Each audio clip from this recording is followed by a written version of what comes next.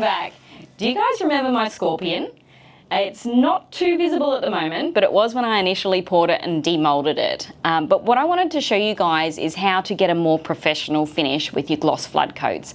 And it is a couple of stages that are involved in it. So I'll tell you how I've gotten to this point, and then we'll do step 2 before we move on to step 3, which is the flood coat.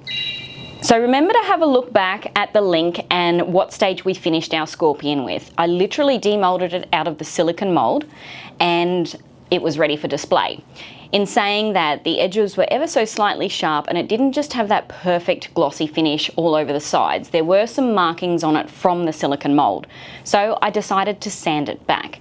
Now I haven't sanded the back side. The back side was pretty good because it was the flat part of the mold. So I have sanded the sides and the top all level. I started with an 80 grit sandpaper, then got it all level and perfect, then moved down to my 120 grit sandpaper and removed all my previous scuff marks, then went to 240 grit and again moved my 120 scuff marks. So I've got it nice and frosted at the moment, and the aim is today to cover it with our glue on the back side. So when I do flood coat it, those drips that go on the underside are very easy to remove, and then I don't have to do any other prep work on the back side at all. Got it? Okay. To do that, I've just got a container that I want to sit it up on, just in case if I leave this as it's drying, something happens and bits drip over. I don't want it stuck to my base. I just want to be able to remove it pretty easy. So the aim is, like I said, we are going to cover it with our glue. It's basically just a non-toxic school glue, and you can use PVC glue as well, but for our purposes today, we are using this one. All right. So the aim is to basically cover the entirety of the back, just in case it drips through closer to the center. And that way it's actually easier to pull off in one go instead of having segments break off. So, and the reason I'm using this particular brand, which is Elmer's, is because it's readily accessible and it's cost effective. It really is. So most of your major supermarkets will have this readily available. So let's get started. So this is just one method that helps you remove resin drips off the back of your piece. You can get tapes as well, which depending on the tape brand, that some can work effectively, some leave a little bit of residue on the underside once removed. So for my personal preference, I find that there's no residue left when we are using the Elmer's glue. It's very easy to remove, and we will show you that step as well. Now I'm just pouring close to the edge. I don't want to go right on it with the bottle, and I'll show you how I get it right up to the edge, because we want to make sure it's right up on that lip to ensure that we've got full coverage, so when we do peel it back off, it removes the drip cleanly along that fine edge. So filling it all in, and I'm literally going to get an art stick and now start pushing it out to the edge. So I just want to gently push it to the edge, right on that lip, without going over the edge. Now, if for some reason you do accidentally go over the edge, be sure to wipe it up immediately. As with majority of my cleaning with resin work, I use our Resi isopropyl. So something like our Resi isopropyl on a rag will be fine just to clean it off if you happen to go over the edge. But be gentle, take the time. We also want to make sure it's got a decent amount of thickness right on these edges too, because if it's too thin after it's dried, it has the potential to crack as it's coming off. So we do want a little bit of thickness to the glue. Just going to add a little bit more towards this edge here. Technically, you can't add too much, but what happens is if you do have a mass quantity of it, it's actually going to take a lot longer to dry, and the aim is for this to dry in a 24-hour period, so that way we can do our gloss flood coat the next day. Now we just want to double check that all of our edges, it is flush right up to the top, especially on the corners, and easy as that. I let this sit here 24 hours until it's dried, then I can actually flip it over, mix up some of my Resi clear, and then I'll be able to do the flood coat. So join us shortly and we'll show you how to do that. Welcome back, guys. It's been 24 hours and my Elmer's glue is dry on the back now. So basically this means I can have it raised and start my flood coat. I've previously mixed up a batch of our Resi Clear ready to flood coat this. So remember, I have sanded this surface and it's pretty much ready to go now, and I'm going to be able to allow those drips to go on the underside, and that's what our Elmer's glue is going to do, help us remove those once this flood coat is cured. So let's get started. All right, just a couple of things to note before I actually pour this flood coat.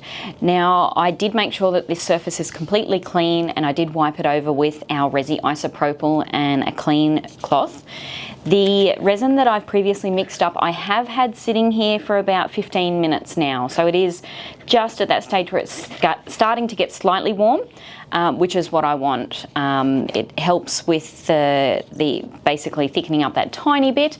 So when we do get the flood coat, we get a nice coverage and a slightly thicker consistency. And I did level my piece. Resin will self-level, but only to the surface that it's on. Okay, we'll pour away. I want to get most of the coverage on top before I let it run over the sides. And then with the little bit that I'm having run over the sides, I'm going to move it with my hands, get complete coverage over the sides, and then I'll add a tiny bit more onto the top. I've got a few bubbles from my mixture, so I'm just going to give it a nice mist with isopropyl and then pour a little bit more on so I can get a bit more even coverage over the side. Now that I've covered the sides and moved the resin around, the path of least resistance is a lot wider on the side, so it means if I top this up a little bit more on the top, it will flow over the sides a lot more evenly. And I want to make sure that all of my sides are covered properly.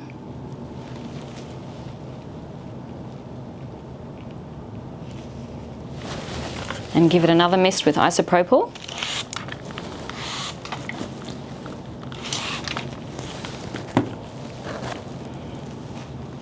And at this point, we just let it sit and we let it cure. Now, if you're working in an environment that you think may have fibres, dust, possibility of insects, hair from animals, I'd highly suggest covering it with like a clean cardboard box or a plastic tub container, and that'll protect the surface while it's curing, so nothing will drop on the final flood coat. And when you do that, just ensure that your box or your container or whatever you're putting over the top to cover it sits a good 10 centimetres above your actual piece. If it sits too close to your piece, there's not enough airflow and it can actually cook off your resin and it can actually warp the surface. So that is something that I advise in an environment that you're not 100% sure on whether you'll be able to keep it contaminant free. So keep that in mind too as a nice little tip. But what we'll do now is we'll let this sit for 24 hours because we have used our Resi Clear, and once that's cured, we'll be able to turn it over and actually pick off the underside, which is our Elmer's glue, and it'll remove all those drips and we'll have a perfectly finished piece. So join us soon. Hey guys, it's Raz. So I know you guys usually don't see me on camera. I'm usually behind the camera. But Anne just decided to go on holiday, which means she's left me to finish off this video. To recap, we created this scorpion piece in a separate video, which you can view in the link up there. So today I'm going to show you guys how to remove this guy without hurting your piece and showing you guys the final result of this awesome little scorpion. So let's get into it. All right, so for this last part, what you guys need is a little pick. One thing Ange did highlight and wanted me to mention is that it is very sharp. You want to be careful not to scratch your piece unless you're going to be stuck in that situation where you then have to coat the back of your piece. So what we're going to do is we're just going to find like one of these bubbles and we're going to pick at it. Theoretically, according to Ange, they should just lift. So let's find out if this happens. We're on this journey together. Ooh, yay, I lifted it a bit. You have to be very careful. Like, it's so hard not to scratch the back, but if you like go in at an angle, because the Elmer's glue produces a fair amount of bubbles, especially because we put a relatively thick layer on this, there are a fair amount of bubbles in it, which if you go on the side, you can just lift it slowly. And Ange said you just basically go around, because this is the first time I'm doing this, I'm going off Ange's directions. You just go around and you slowly start lifting it. And eventually you'll get one that's big enough that will lift and release the drips that are on the back. You just have to be careful. Like you really don't want to scratch the back of this piece, or any piece really. Oh, look at that. This is so hard because I don't want to push too far that I like lose the hold or it rips and then all of a sudden I've stabbed the back of the piece. I'm sure Andrew will be giving you guys some great advice at this point. I'm just hoping and praying I don't mess up her piece. You see how that's gone through, so now you gotta be careful that it doesn't like fully rip off. I guess you could just, ooh, that was so close. So close. I'm finding that the more of these videos that I create, the more I realize that resin is very much a medium of patience. So then once we have the edge, we can just, oh, should be able to stop using that. This is actually quite satisfying. I'm trying to do this in one piece, so it's not messy, but also, you know, it looks good.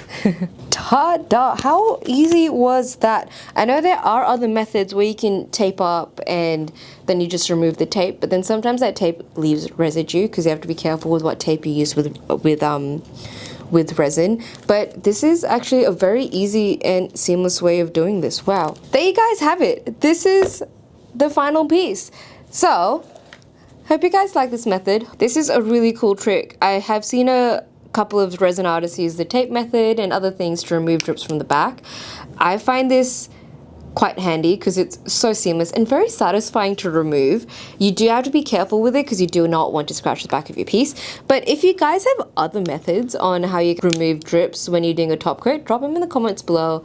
We always love hearing what your guys' thoughts and how these videos have helped you guys. And if you have ideas on different videos, chuck them in there too. It helps us give you guys the best content. So on that note, don't forget to like, subscribe, and keep creating. See you guys in the next one. Bye!